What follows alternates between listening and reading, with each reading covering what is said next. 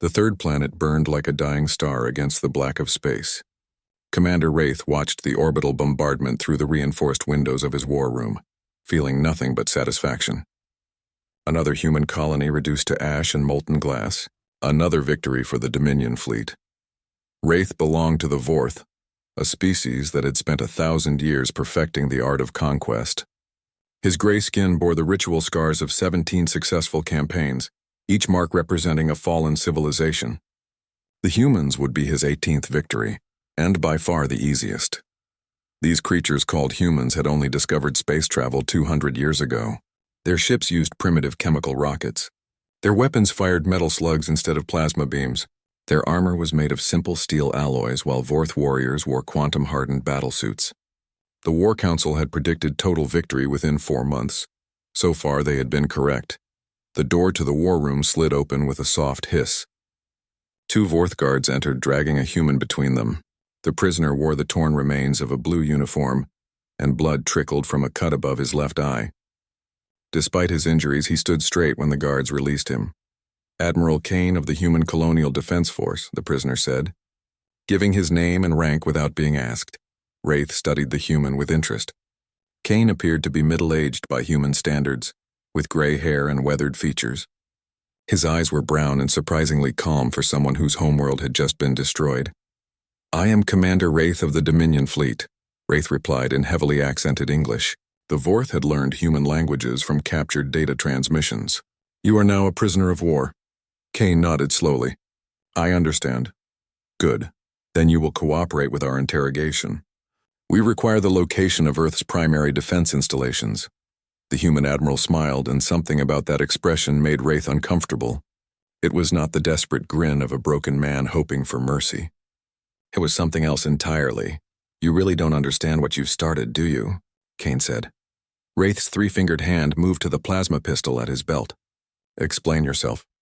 "The colony you just destroyed," Kane continued, "New Boston. Population 200,000. Mostly farmers, engineers, teachers, people who had never hurt anyone in their lives. Acceptable casualties of war," Wraith replied. "Your resistance ends the moment you surrender Earth's coordinates." Kane laughed, a sound that held no humor. "Commander, has anyone ever told you about human history? We know enough. A young species barely evolved beyond savagery." "Young, yes, savage." Kane paused, considering the word. "That depends on your perspective. We've been fighting wars for 5,000 years. We've fought with sticks and stones, with swords and shields, with guns and bombs. We've fought in forests and deserts, on mountains and plains, in the air and under the sea. And now we fight among the stars." Wraith felt a flicker of annoyance. The human was stalling, trying to delay the inevitable. "Your primitive experience means nothing against Dominion technology." "Technology." Kane repeated the word thoughtfully. "Yes, your ships are impressive. Your weapons are powerful. But tell me something, Commander. In all those 17 civilizations you conquered, did any of them ever fight back the way we have?" The question caught Wraith off guard. He thought of the Zilani, whose surrender came after a single demonstration of Dominion firepower. The Korthak, who negotiated terms after losing their homeworld's moon. The Yanari, who simply fled to the outer rim rather than resist. They were wise enough to recognize superior force, Wraith said finally. Or maybe they just didn't know how to fight a real war. Before Wraith could respond, his communication device chimed. A message from Fleet Captain Voss appeared on the small screen. 3 human cargo ships had been detected in the Ross system, apparently fleeing toward the outer colonies. A simple matter for the pursuit squadron. "You see?" Wraith showed Kane the message. "More of your people running. Soon there will be no one left to save." Kane read the message and shook his head. "Commander, do you know what those cargo ships are carrying?" "Supplies, equipment, the usual resources of a failing military. Agricultural explosives, mining charges, industrial chemicals. Enough concentrated energy to power a small city or..." Kane's smile returned. "To turn a cargo ship into a very large bomb." Wraith stared at the human. "You're suggesting your people would destroy their own vessels?" "I'm not suggesting anything. I'm telling you exactly what's going to happen. Those ships are going to wait until your pursuit squadron gets close. Then they're going to detonate everything they're carrying. The blast won't destroy your ships, but it will damage them enough to make them easy targets for the defense platforms hiding in the asteroid belt." The communication device chimed again. This time it was an emergency signal from the pursuit squadron leader. Wraith activated the audio with trembling fingers. "Command, this is Squadron Leader Tarn. We are under attack." "The cargo ships?" "They exploded." "Repeat." "The humans destroyed their own vessels. We have multiple hull breaches and incoming fire from unknown contacts." The transmission dissolved into static. Kane watched Wraith's reaction with those calm brown eyes. "You thought this would be like your other conquests. Show up with superior firepower, demand surrender, celebrate victory. But you picked the wrong species this time." "A few damaged ships mean nothing," Wraith said, but his voice lacked conviction. "It means everything. Because now you know we're willing to sacrifice anything to stop you. Our ships, our colonies, our lives. Everything is expendable if it means protecting Earth." Another message arrived, this one from a different sector. A human mining station had self-destructed rather than be captured, taking 2 Dominion boarding craft with it.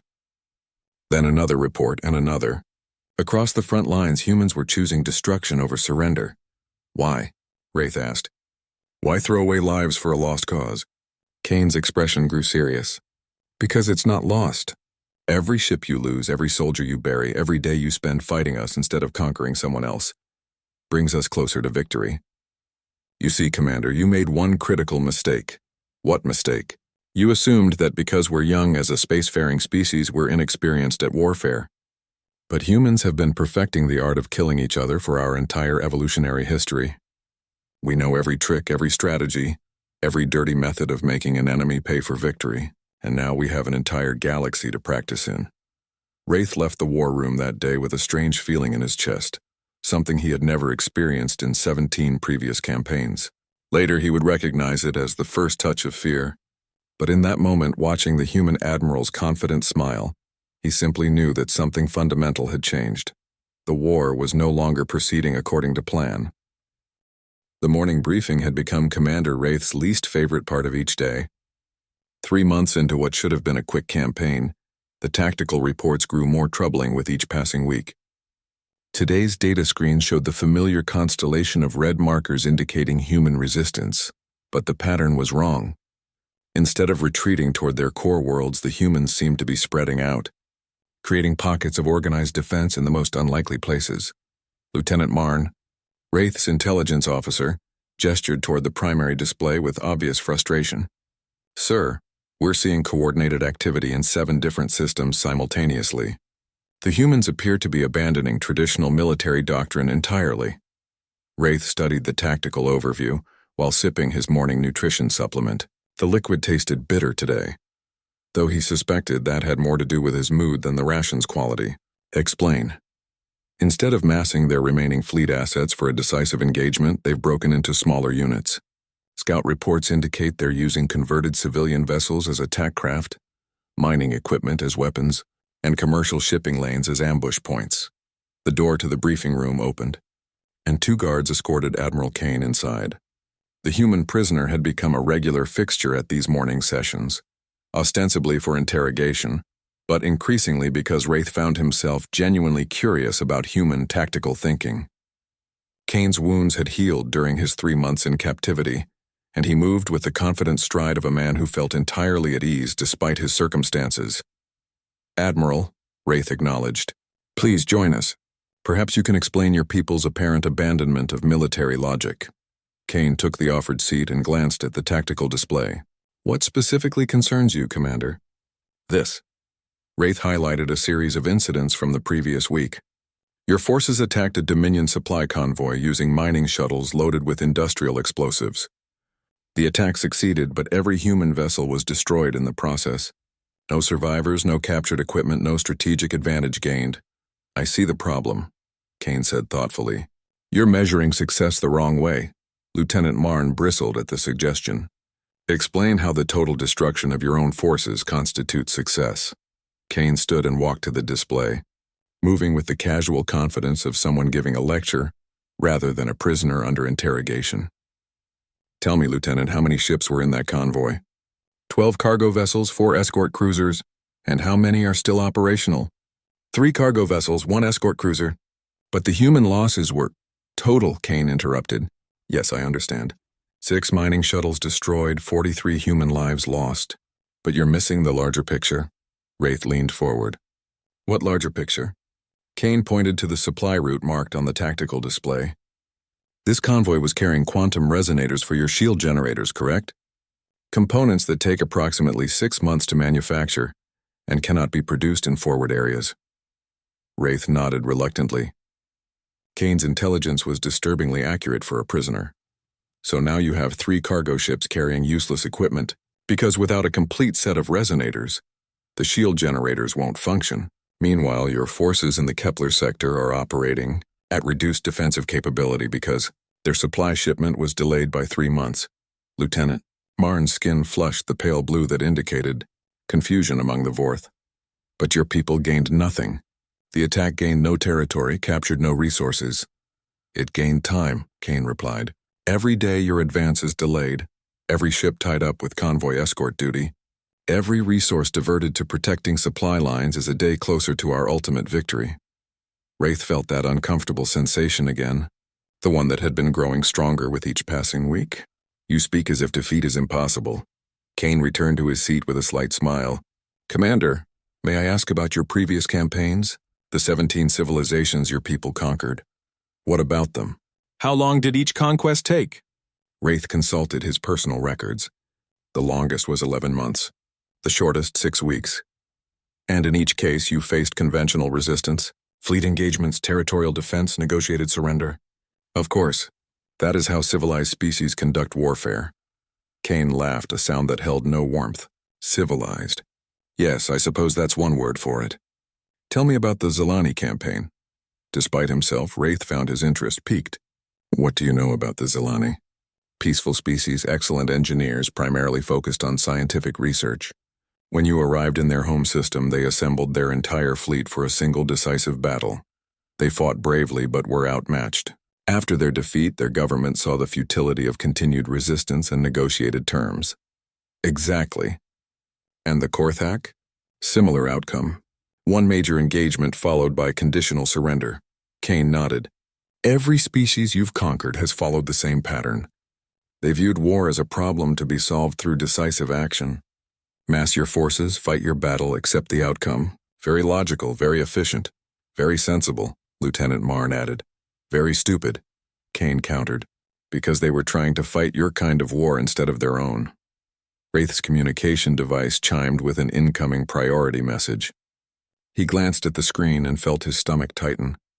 Another supply convoy had been attacked, this time in the Centauri region. The method was identical. Human civilian craft loaded with explosives, total destruction of the attacking force, significant damage to Dominion logistics. How did you coordinate this? Wraith demanded, showing Kane the message. I didn't. I've been in your custody for 3 months, remember? Then how? Kane's expression grew serious. Commander, you're thinking like a Vorth. You believe warfare requires central command, coordinated strategy, unified leadership. But humans learned long ago that the most effective resistance movements are cellular, small groups acting independently, united only by common purpose. That's chaos, not strategy. That's evolution. You see, every species you've conquered before has been trying to win a war. But we're not trying to win. We're trying not to lose. And those are very different objectives. Lieutenant Marn looked confused. What is the difference? When you're trying to win, you mass your forces for decisive action. When you're trying not to lose, you make victory so expensive that your enemy abandons the effort. Kane gestured toward the tactical display. Every convoy we attack costs you more than it costs us. Every day you spend securing supply lines is a day you're not advancing toward Earth. Every ship diverted to escort duty is a ship that can't be used for conquest. Another message arrived. This one reporting a coordinated uprising on a supposedly pacified human colony. The local Dominion garrison was requesting immediate reinforcement. Wraith stared at the accumulating reports with growing unease. Your people cannot sustain these losses indefinitely. Can't we? Kane's smile returned. Commander, how many humans do you think there are? Intelligence estimates place your total population at approximately 4 billion. Close, and how many Vorth? Wraith hesitated. Population figures were classified military information, but Kane's question seemed innocent enough. 800 million, so we outnumber you 5 to 1. Our industrial capacity is distributed across 47 worlds, while yours is concentrated in 12 core systems. We have been preparing for interstellar warfare for 50 years, while you've been enjoying the fruits of easy conquests. Kane leaned back in his chair. Tell me, Commander, who do you think can better afford a long, grinding conflict? The question hung in the air like a physical weight. Wraith found himself staring at the tactical display with new eyes, seeing not a map of human resistance, but a glimpse of something much more dangerous. For the first time since the campaign began, he wondered if the War Council's projections might have been wrong. Kane seemed to sense his thoughts. The beautiful thing about fighting for survival is that it clarifies your priorities. Your people are fighting for conquest, for glory, for expansion. My people are fighting for the right to exist. Guess which motivation tends to be stronger? That night, Wraith filed his first request for additional resources. The campaign was taking longer than expected, he explained. Human resistance was proving more organized than initial intelligence had suggested. He needed more ships, more soldiers, more supplies. He did not mention the growing certainty that the humans were teaching him something about warfare that the Vorth had never had to learn. Something that made all their previous victories seem hollow and meaningless. Something that felt suspiciously like desperation. The medical bay reeked of disinfectant and something else that Commander Wraith preferred not to identify. He walked between the rows of wounded Vorth soldiers, noting the glazed expressions and trembling hands that had become increasingly common among troops returning from human-occupied territories. The casualties were mounting, not just in numbers but in the quality of soldiers coming back from the front lines. Dr. Yar looked up from her patient files with undisguised concern. Commander, we need to discuss the psychological evaluations. Wraith had been dreading this conversation for weeks. How bad is it? 30% of returning soldiers are showing signs of severe stress disorder. They report nightmares, inability to concentrate, paranoid behavior. Some refuse to enter confined spaces because they fear human sabotage. Others have requested reassignment to non-combat duties. And the medical casualties? Dr. Yar's expression darkened. Unusual. The humans have developed new tactics that our medical protocols weren't designed to handle. Improvised weapons, booby traps, biological hazards. Yesterday we had 3 soldiers brought in with injuries from what appears to be a farming tool, converted into an explosive device. Wraith felt a familiar knot of tension in his stomach. 6 months into the campaign, nothing was proceeding according to the War Council's projections. Human resistance had not collapsed after the loss of their outer colonies. Instead, it had intensified, evolved, become something entirely outside the parameters of conventional warfare. He made his way to the Intelligence Center, where Lieutenant Marn was analyzing the latest batch of reconnaissance reports. The displays showed a web of human activity that defied easy categorization. Where the Vorth expected military installations, they found agricultural centers. Where they anticipated weak points, they discovered heavily fortified positions. Where they assumed they had achieved pacification, new resistance cells emerged overnight. Report, Wraith ordered. Lieutenant Marn activated the primary tactical display. Sir, the situation continues to deteriorate. The humans have abandoned all pretense of conventional military organization. Our analysts have identified at least 47 distinct resistance groups operating independently across 12 star systems. 47? Wraith stared at the display. How is that possible? They appear to be operating without central coordination. Each group develops its own tactics, targets, and methods. When we adapt our defenses to counter one group's approach, another group tries a completely different strategy. The door slid open, and Admiral Kane entered, escorted by his usual pair of guards. Over the months of his captivity, Kane had become something approaching a consultant rather than a prisoner. Wraith found himself relying on the humans' insights to understand what was happening on the front lines. Admiral, Wraith acknowledged, perhaps you can explain why your people seem incapable of organizing a coherent military response. Kane examined the tactical display with obvious interest. Oh, but we are organized, Commander. Just not in the way you're used to seeing. This is chaos, Lieutenant Marn protested. No unified command structure, no coordinated strategy, no clear objectives. No single point of failure, Kane replied. That's the beauty of distributed resistance. You can't cut off the head because there is no head. You can't predict our next move because we don't have a master plan. Wraith highlighted a series of attacks from the previous week. Your people destroyed a medical facility on Proxima Station. Dozens of wounded soldiers were killed. How does that serve any strategic purpose? Kane's expression sobered. It doesn't, but it serves a tactical one. Every facility you have to guard, every installation you have to protect, every supply line you have to secure draws resources away from your advance toward Earth. That's not warfare. It's terrorism. Commander, Kane said quietly, do you know what your forces did to the civilian population on New Boston? Wraith shifted uncomfortably. The orbital bombardment of New Boston had been thorough and efficient, designed to eliminate any potential for organized resistance. The fact that it had also eliminated the colony's entire civilian population was an unfortunate but necessary consequence. Acceptable casualties of war, Wraith replied, using the same phrase he had used months earlier. 200,000 people, including 30,000 children. Kane's voice remained calm, but something dangerous flickered in his eyes. So when you talk to me about terrorism, remember that we learned it from watching you. Lieutenant Marn pulled up another set of reports. The economic impact is becoming severe. This campaign has already consumed twice the allocated budget, and we're nowhere near completion. The War Council is demanding explanations. Wraith knew the numbers all too well. Every human world required extensive bombardment before ground forces could operate safely. Every supply convoy needed heavy escort. Every occupied territory demanded permanent garrison forces to prevent uprisings.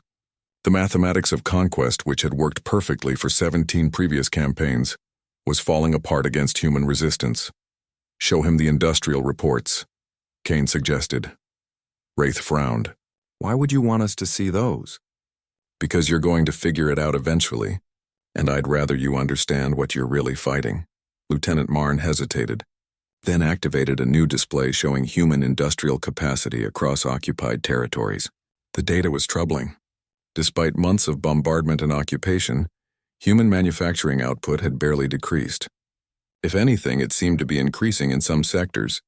How is this possible? Wraith demanded. Kane walked to the display and pointed to several data points. Underground factories, mobile production facilities, distributed manufacturing. When you destroyed our major industrial centers, we adapted. Every farm, every mine, every research station became a potential weapons factory. That's impossible. You lack the infrastructure for distributed manufacturing. We lacked the infrastructure for centralized manufacturing too, until we built it. The difference is that distributed systems are much harder to destroy. A new alert chimed on the communications console. Wraith read the message with growing alarm.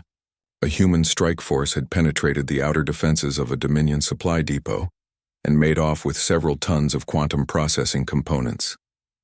The attack had been carried out using modified civilian transports and what appeared to be improvised stealth technology. Stealth technology? Wraith looked at Kane.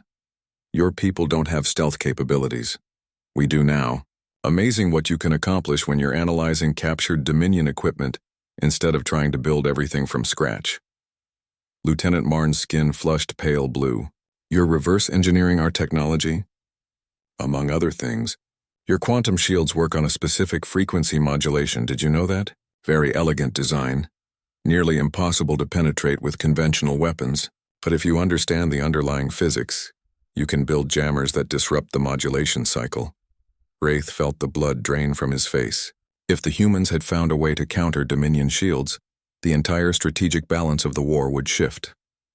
That's impossible. Our quantum technology is centuries ahead of yours. Your quantum technology is centuries older than ours, Kane corrected, which means it's had time to become standardized, predictable, vulnerable to systematic analysis. Our technology is newer, cruder, but it's also more flexible. The communication console chimed again. This time it was a priority alert from Fleet Command. 3 Dominion cruisers had been ambushed in the Tau Ceti system by human forces using previously unknown weapon configurations. 2 ships had been disabled, 1 destroyed. The survivors reported that human vessels had demonstrated capabilities that should have been impossible with their level of technology.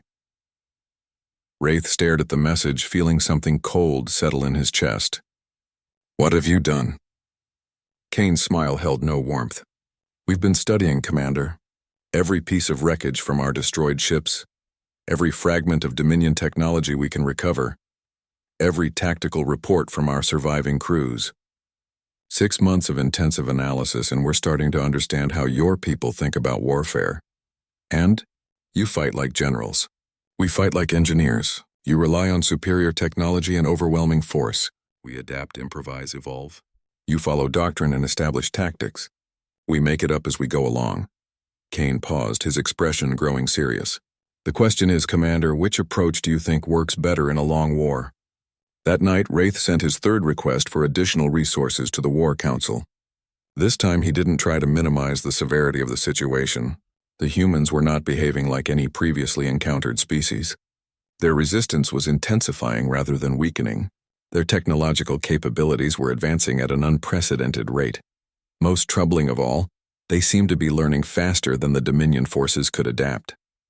Every new tactic the Vorth developed was countered within weeks.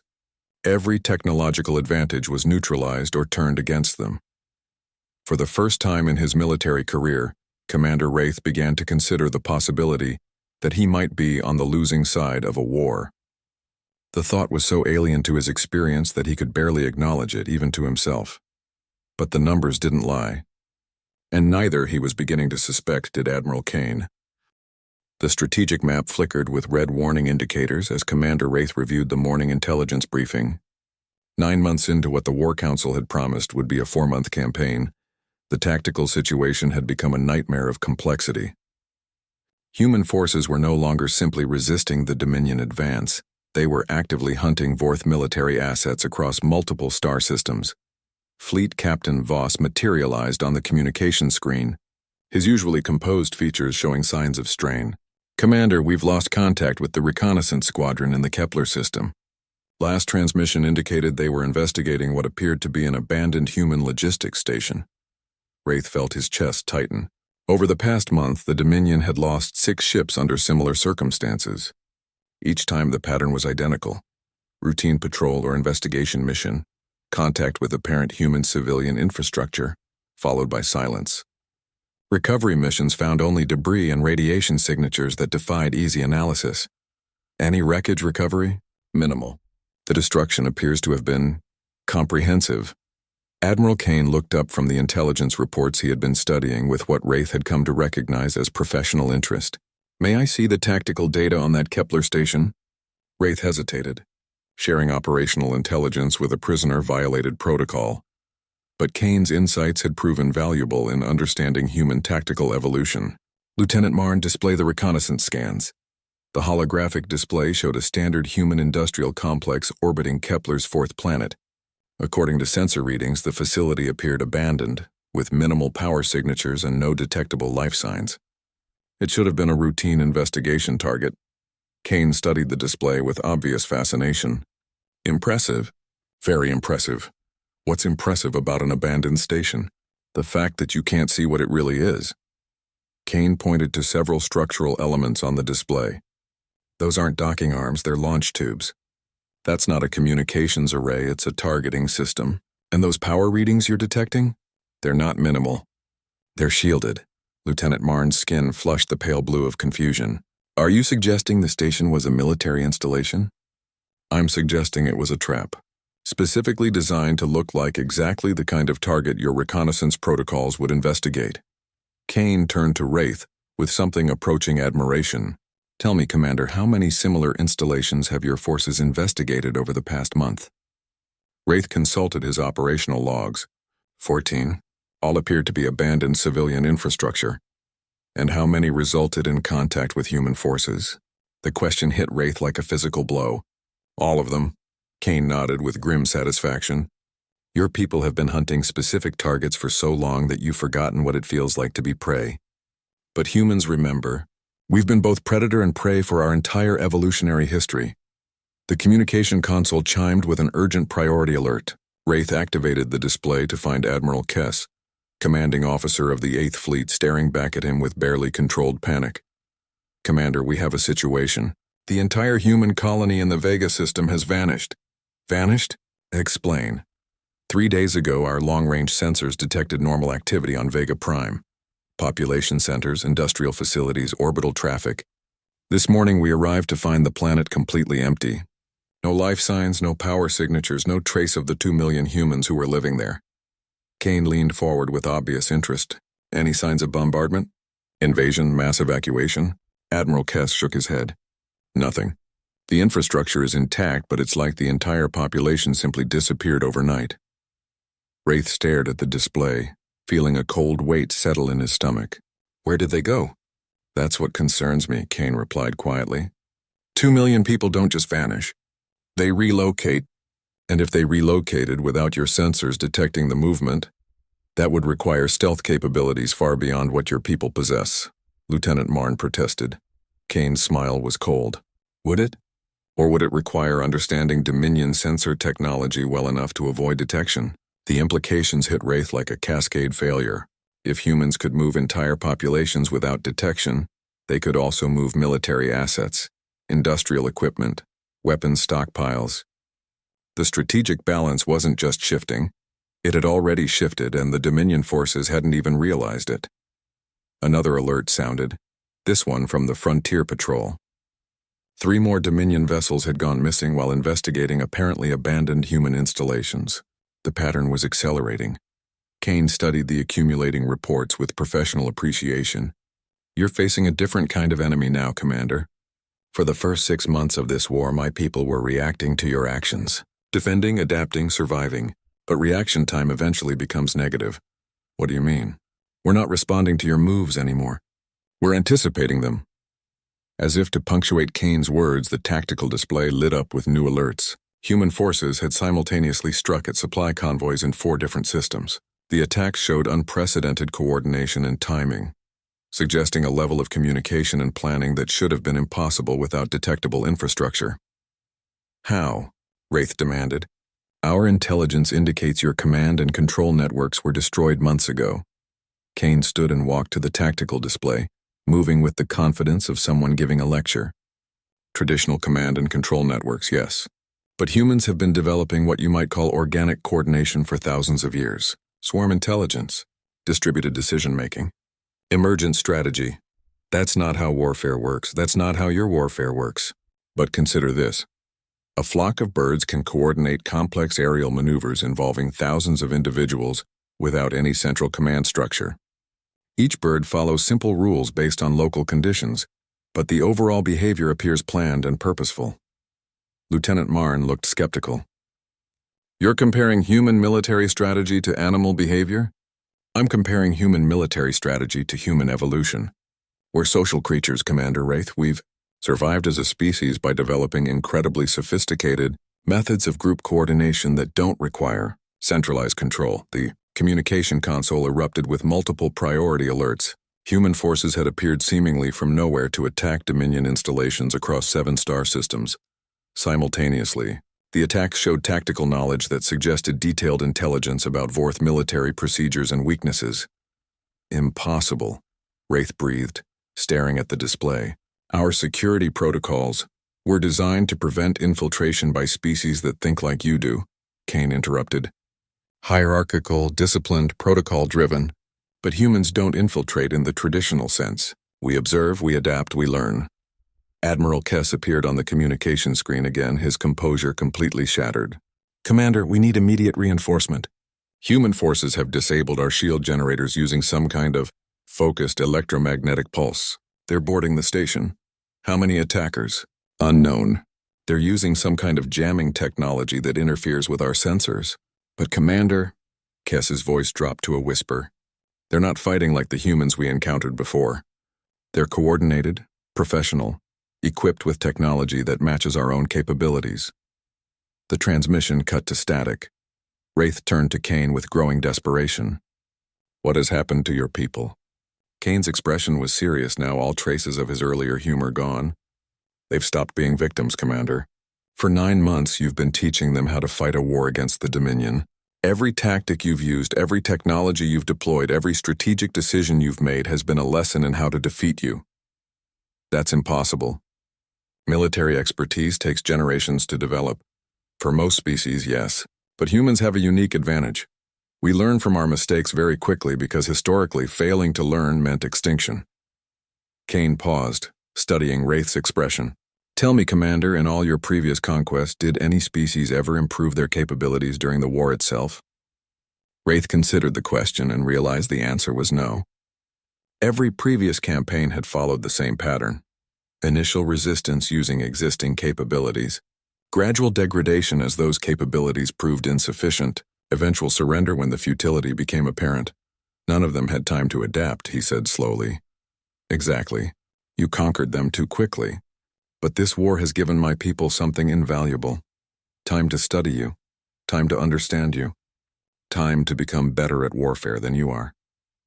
The tactical display now showed human forces operating across 15 different systems, conducting simultaneous operations that would have required months of planning and coordination. Yet intelligence indicated that human command structures remained distributed and seemingly improvised. You're not fighting us anymore, Kane continued. We're hunting you, and the beautiful thing about being hunters rather than prey is that we get to choose the time and place of engagement. That night, Wraith sent his first formal request for strategic withdrawal. The campaign had exceeded all projected timelines and resource allocations. Human capabilities were evolving at an unprecedented rate. Continued offensive operations carried unacceptable risk of major fleet losses. He did not mention his growing suspicion that the humans had somehow transformed themselves from victims into something far more dangerous. Something that understood Dominion military doctrine better than the Dominion forces themselves. Something that had been studying the art of war for far longer than the Vorth had been practicing it. Sleep had become impossible. Commander Wraith lay in his quarters staring at the ceiling, listening to the subtle vibrations of his ship as it moved through hyperspace. Every sound made him tense. Every shift in the engine rhythm triggered memories of human attacks that had come without warning, without logic, without mercy. 2 years into the war that should have ended in 4 months, and he could no longer tell who was hunting whom. The medical reports from Dr. Yar had grown increasingly alarming. Half his crew showed symptoms of severe stress disorder. Soldiers who had conquered 17 civilizations now jumped at shadows and refused to enter rooms without checking for improvised explosives. The proud warriors of the Dominion fleet had been reduced to nervous, paranoid beings who saw human traps in every ordinary situation. But perhaps most troubling of all were the reports from the prisoners. Wraith had interrogated dozens of captured humans over the past year, and their responses defied everything he understood about psychological warfare. Traditional prisoners showed fear, desperation, hope for mercy. Human prisoners showed something else entirely, a calm certainty that made his skin crawl. They spoke about the war as if it were already over, as if the outcome had been decided long ago. They discussed Dominion tactics with clinical detachment, pointing out weaknesses and vulnerabilities with the casual expertise of university professors. Most disturbing of all, they seemed genuinely curious about Vorth psychology, asking questions about Dominion society and culture as if they were conducting research. The communication console chimed softly, breaking Wraith from his troubled thoughts. Lieutenant Marne's voice carried an edge of barely controlled panic. "Commander, you need to see this immediately." Wraith made his way to the bridge, where his officers clustered around the tactical display with expressions of confusion and fear. The screen showed sensor readings from the outer system perimeter, but the data made no sense. "What am I looking at?" Wraith asked. "Human ships, sir. At least 40 vessels, but..." Lieutenant Marne paused, struggling with the implications. "They're not showing up on our tactical sensors. We're only detecting them through gravitational distortion analysis." Wraith stared at the display. If humans had developed effective stealth technology, it meant that every sensor reading, every tactical assessment, every strategic decision of the past 2 years had been based on incomplete information. How long have they been out there? Unknown. Could be hours, could be days. The gravitational signatures are subtle enough that we might have missed them entirely if Navigation Officer Plex hadn't noticed the stellar aberration patterns. Admiral, Kane entered the bridge escorted by his usual guards. Over the 2 years of his captivity, he had become something between a prisoner and a consultant, offering insights into human tactics that had proven disturbingly accurate. Today, his expression held something that looked almost like sympathy. "Admiral," Wraith acknowledged, "perhaps you can explain what your people want." Kane examined the tactical display with obvious interest. 40 ships. That's a significant force commitment, and the fact that you can only detect them through secondary effects suggests they're using our new quantum displacement fields. Quantum displacement? Borrowed from your own technology, actually. Amazing what human engineers can accomplish when they have 2 years to study captured Dominion equipment. Kane turned to study Wraith's expression. The question is, Commander, why are they revealing themselves now? Before Wraith could respond, the communication array activated. A human face appeared on the screen. Younger than Kane, with short brown hair and intelligent eyes that held no trace of fear or hostility. She wore what appeared to be a military uniform, though the design was unlike anything in Dominion intelligence files. Commander Wraith, I am General Sarah Mitchell of the Human Defense Command. I'm requesting permission to come aboard your vessel for negotiations. Wraith felt his hands shake slightly. Negotiations? The war's over, Commander. Has been for several months, though I suspect you haven't realized it yet. We'd like to discuss terms for the withdrawal of Dominion forces from human space. Lieutenant Martin's skin flushed the deep blue of shock. Terms? You're in no position to dictate terms. General Mitchell's expression remained politely neutral. With respect, Lieutenant, I think you may have misunderstood the current tactical situation. Admiral Kane, would you mind explaining? Kane walked to the tactical display and began highlighting sensor readings. Commander, look at these gravitational distortions. 40 ships, you said. But notice the mass displacement patterns. These aren't standard human vessels. Wraith studied the data more carefully and felt his blood turn cold. The gravitational signatures were enormous, far larger than any ships in the human fleet according to Dominion intelligence estimates. Dreadnoughts, Kane said quietly, each one approximately 3 times the mass of your flagship, equipped with weapons and defensive systems that incorporate 2 years of intensive study of Dominion technology. Impossible. Your people lack the industrial capacity for capital ship construction. General Mitchell smiled sadly. Commander, we've been in full wartime production for 2 years. Every human world, every orbital facility, every asteroid mining operation has been converted to military manufacturing. Did you really think we were sitting idle while you conquered our outer colonies? The bridge fell silent except for the subtle hum of ship systems. Wraith found himself staring at the tactical display, trying to process the implications of what he was seeing. 40 human dreadnoughts armed with hybrid Dominion human technology, positioned to intercept his fleet. What do you want? He asked finally. Complete withdrawal of Dominion forces from human space within 60 standard days. Preparations for destroyed colonies and civilian casualties. A non-aggression treaty that will be monitored by neutral third parties. And if we refuse? General Mitchell's expression grew serious. Commander, you've been fighting this war with approximately 12% of human military capability. The forces you've encountered, the resistance cells, the improvised attacks, the guerrilla tactics, those were training exercises. We've been learning how to fight you while protecting our real assets. Kane nodded toward the tactical display. The 2 million missing colonists from Vega Prime? They weren't evacuated. They were recruited. Every human world you thought you had pacified has been feeding intelligence, resources, and personnel to our military production effort. Wraith felt reality shift around him like a physical force. You mean, every colony you conquered, every installation you occupied, every human you thought was defeated, they were all working for us. Gathering information, reporting your movements, sabotaging your equipment in ways too subtle to detect immediately. General Mitchell leaned forward slightly. Commander, do you know what a Trojan horse is? Wraith shook his head numbly. Ancient human military strategy. You give your enemy exactly what they think they want, while concealing your real capability until it's too late for them to respond effectively. She paused. You wanted to conquer human space, so we let you, while you were occupying worthless colonial outposts. We were building the largest military force in human history. Lieutenant Martin's voice came out as barely a whisper. How many ships? Currently? About 8,000 combat vessels with production accelerating, but numbers aren't really the point. General Mitchell's expression grew almost compassionate. The point is that you've taught us everything we need to know about Dominion military doctrine. Your tactics, your technology, your psychology.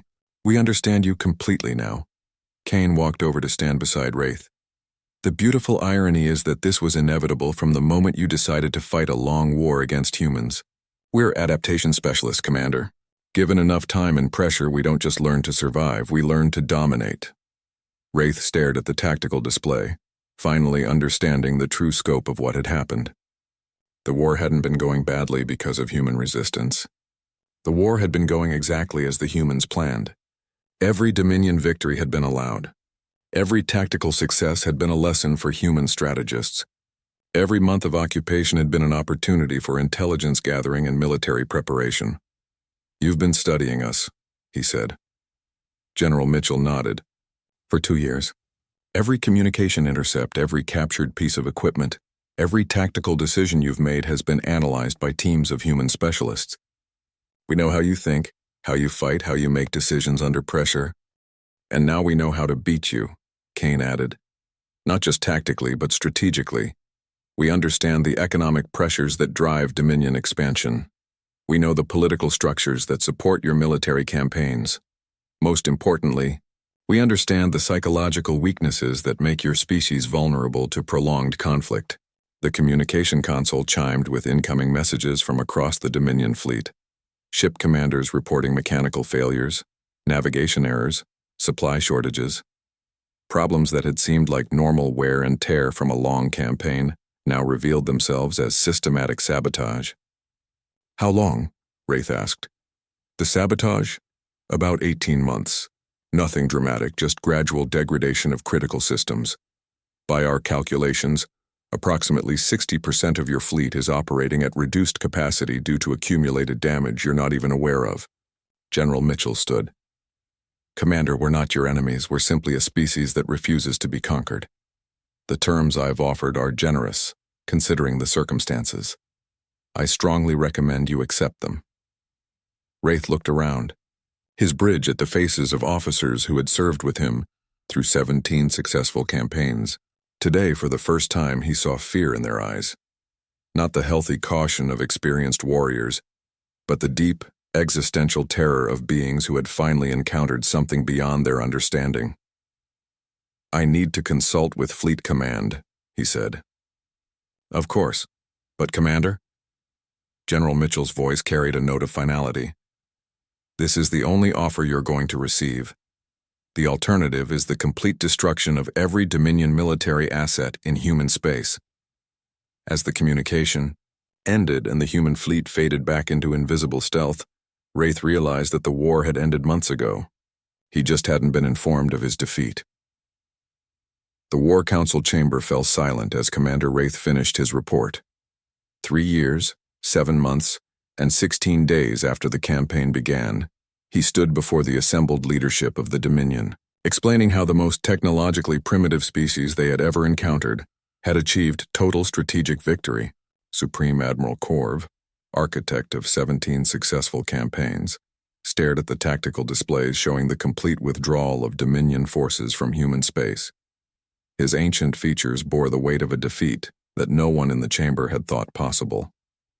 "Explain again how we lost contact with Admiral Kane," Supreme Admiral Corv said, his voice carrying the dangerous quiet of barely controlled rage. Wraith felt sweat beading on his forehead despite the chamber's cool temperature. "Sir, it appears that Admiral Kane was never actually a prisoner. Our analysis suggests he was deliberately captured to observe Dominion tactical doctrine from within our command structure. You're telling me that for nearly 4 years, we had a human intelligence operative sitting in our strategy meetings?" "Yes, sir. Every tactical discussion, every strategic decision, every operational detail was transmitted back to human command through methods our security protocols never detected." General Vex, the Dominion's chief military strategist, leaned forward with obvious disbelief. "That's impossible. Our counterintelligence measures are designed to detect any form of unauthorized communication." Wraith activated a holographic display showing Kane's prison cell aboard his flagship. "The humans weren't using electronic communication. They were using what they call biological data storage. Admiral Kane memorized everything: troop movements, supply routes, tactical doctrines, psychological profiles of our command staff. When he was eventually exchanged for Dominion prisoners, he carried 4 years of intelligence data in his memory." Supreme Admiral Corv's skin flushed the deep purple of extreme anger. "Are you suggesting that one human prisoner was able to compromise our entire military campaign?" "Not compromise, sir. Study. The humans weren't trying to stop us through prisoner intelligence. They were learning how we think, how we make decisions, how we conduct warfare. Every conversation I had with Kane was a lesson in Dominion military psychology. The chamber erupted in angry voices as the implications sank in. The proud warriors of the Dominion had been subjects in a human research project, unknowingly teaching their enemies everything needed to achieve victory. General Vex called for silence. Even granted this intelligence advantage, the humans lacked the industrial capacity to threaten Dominion forces. Our technological superiority should have been decisive. Wraith activated another display, this one, showing comparative industrial output over the 4-year campaign. Sir, that assumption proved incorrect. While we were conquering their outer colonies, the humans were converting their core worlds into the largest military-industrial complex in known galactic history. The numbers on the display told a story that made several council members gasp in shock. Human ship production had increased by 8,000% during the war. Their manufacturing capacity now exceeded that of the entire Dominion by a factor of 3. How is that possible? Total war economy, sir. Every human world, every space station, every asteroid mining facility was converted to military production. They mobilized their entire civilization for warfare in a way we've never encountered before. Supreme Admiral Korv studied the production figures with growing alarm. What about the colonies we occupied? Surely they couldn't maintain this level of production while fighting a defensive war. Wraith felt his throat tighten. This was the part of his report that he had dreaded most. Sir, our occupation of human colonies was ineffective. The humans employed what they call cellular resistance. Every colonist we thought we had pacified was actually feeding intelligence to human military command. That's impossible. We had security protocols, which were designed to detect conventional espionage. The humans didn't use electronic surveillance or formal intelligence networks. Every farmer, every technician, every civilian administrator was an intelligence asset. They reported our movements, sabotaged our equipment, and coordinated resistance activities through methods that appeared to be normal social interaction. General Vex activated his personal communicator and began reviewing classified intelligence files. According to our records, human resistance activity was minimal in occupied territories. Because they wanted us to think that, sir. Every act of sabotage was designed to look like equipment failure. Every intelligence leak appeared to be operational security breach. Every tactical surprise seemed like coincidence. We never realized we were fighting the entire human species, not just their military forces. The War Council fell silent as they processed the scope of their miscalculation. They had assumed they were fighting a conventional war against a primitive species. Instead, they had been subjects in a comprehensive study of Dominion military capabilities conducted by a civilization that had been preparing for interstellar warfare for over 2 centuries. Supreme Admiral Korv finally spoke, his voice barely above a whisper. The peace terms? Complete withdrawal from human space within 60 standard days, reparations for civilian casualties, a non-aggression treaty with neutral monitoring, and... Wraith paused, knowing that the final term would be the most difficult to accept. Immediate cessation of all Dominion expansion activities for a period of 50 years. The chamber erupted in outraged voices. The Dominion had built its entire economy on expansion and conquest. A 50-year moratorium would effectively end their civilization as they knew it. Unacceptable, General Vex declared. We'll resume the campaign with fresh resources. The humans cannot have unlimited military capacity. Wraith activated one final display, showing current human fleet dispositions. Sir, intelligence estimates suggest they currently possess approximately 12,000 combat vessels, with production continuing to accelerate. More importantly, these ships incorporate 4 years of captured Dominion technology, combined with human engineering innovations. What kind of innovations? They've solved several technical problems that our engineers have been working on for decades. Their quantum displacement fields are more efficient than ours. Their fusion reactors produce 30% more power. Their weapon systems have demonstrated the ability to penetrate Dominion shields through what appears to be harmonic frequency manipulation. Supreme Admiral Korv stared at the tactical displays with the expression of someone watching his worldview collapse. How did they advance so quickly? Because they had to, sir. When you're fighting for survival against a technologically superior enemy, innovation isn't optional. It's mandatory. The humans compressed decades of military technological development into 4 years of total war. General Vex looked up from his intelligence files with obvious confusion. According to this data, human casualties during the war were minimal. How did they maintain civilian morale while converting their entire civilization to military production? Wraith felt something cold settle in his chest. Sir, I don't think they saw it as a sacrifice. I think they saw it as evolution. Explain. The humans have been fighting wars for their entire evolutionary history. Not just military conflicts, but existential struggles against climate, disease, resource scarcity, predators. For them, warfare isn't an aberration. It's a fundamental aspect of existence. When we attacked them, we didn't just threaten their colonies. We gave their entire species a purpose that unified every human world. The War Council sat in stunned silence as they realized the full implications of their mistake. They had assumed that humans, like every other species the Dominion had conquered, would view war as a temporary disruption to normal life. Instead, the humans had embraced warfare as an opportunity for species-wide advancement. Supreme Admiral Korv finally stood, his movements showing every one of his advanced years. The terms will be accepted. Begin immediate preparations for full withdrawal from human space. Sir, General Vex protested, surely we can negotiate more favorable. General, the Supreme Admiral interrupted, read the intelligence reports. The humans aren't negotiating from a position of strength. They're negotiating from a position of absolute dominance. The terms they've offered are generous considering that they could simply destroy every Dominion ship in their space. Wraith nodded grimly. Sir, General Mitchell made it clear that this is the only offer we'll receive. The alternative is the complete annihilation of Dominion forces. And you believe they have that capability? Sir, I believe they've had that capability for over a year.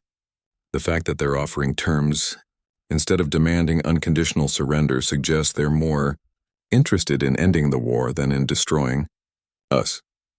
Supreme Admiral Korv walked to the great viewing window that looked out over the Dominion's capital world. So we have encountered a species that fights more effectively than we do. Not more effectively, sir. Differently.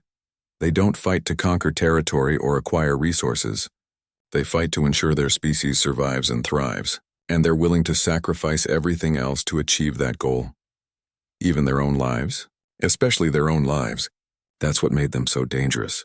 Every human who died in this war was seen not as a loss, but as an investment in their species' future. They weren't fighting to preserve what they had.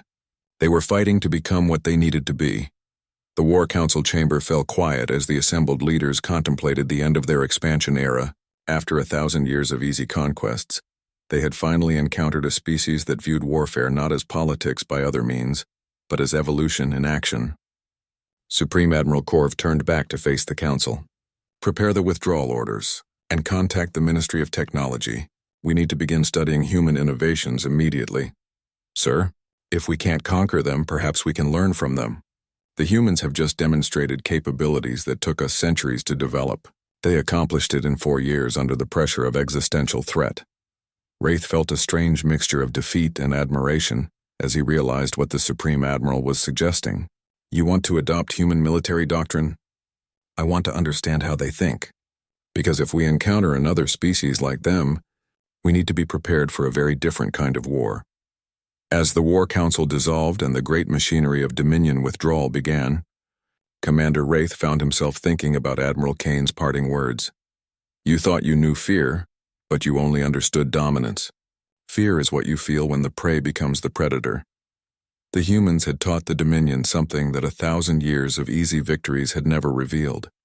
That the most dangerous enemy is not the one with superior technology, but the one with superior motivation. And in that lesson lay the seeds of a new understanding of what warfare truly meant among the stars. The age of Dominion expansion was over. The age of human influence had begun.